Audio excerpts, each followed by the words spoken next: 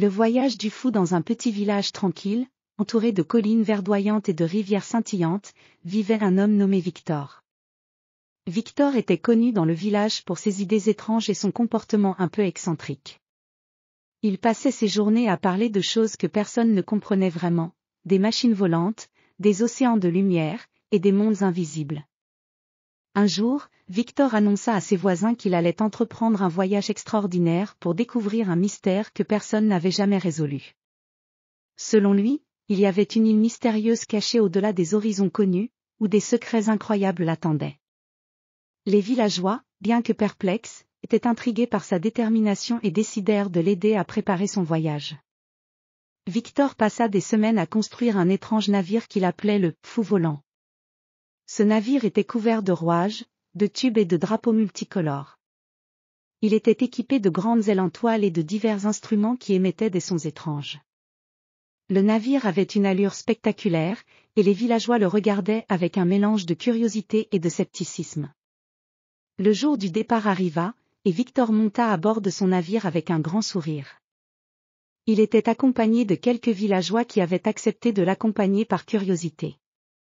Le navire se mit en mouvement, ses ailes battant l'air avec un bruit de métal et de toile. Au début, le voyage se déroula sans incident. Le navire glissait à travers les airs, laissant derrière lui une traînée de lumière. Cependant, au fur et à mesure que le temps passait, les conditions climatiques se détérioraient. Des nuages épais entourèrent le navire, et un vent violent se leva. Victor, toujours déterminé, guida le navire avec confiance, mais la mer devint de plus en plus agitée. Un soir, alors que le navire se battait contre une tempête féroce, les villageois commencèrent à s'inquiéter. Ils virent Victor debout à la proue du navire, les yeux brillants d'excitation et de folie. Il criait des ordres et ajustait les instruments avec une frénésie presque hystérique.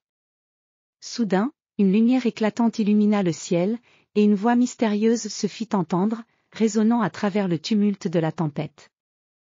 La voix parlait d'un trésor caché et d'une vérité révélée.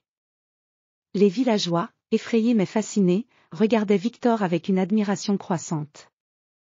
Ils comprenaient maintenant que sa folie était peut-être une forme de génie, une quête pour quelque chose que personne d'autre n'avait osé chercher. À l'aube, la tempête se calma et le navire accosta sur une île magnifique, couverte de végétation luxuriante et baignée par des eaux cristallines. Les villageois et Victor explorèrent l'île avec émerveillement. Ils trouvèrent des trésors cachés, des statues anciennes, et des inscriptions mystérieuses qui parlaient d'une sagesse oubliée. Victor, épuisé mais triomphant, comprit que son voyage avait révélé des vérités profondes sur le monde et sur lui-même. Les villageois, impressionnés par sa détermination et son courage, remercièrent Victor pour les aventures incroyables qu'il leur avait offertes. Le retour au village fut célébré avec des festins et des histoires épiques. Victor était devenu une légende locale, non seulement pour ses découvertes incroyables, mais aussi pour avoir prouvé que la folie et la détermination pouvaient conduire à des découvertes extraordinaires. Son voyage avait changé la façon dont les villageois voyaient le monde, et il était devenu un héros aux yeux de ceux qui avaient cru en lui malgré sa réputation d'homme un peu fou.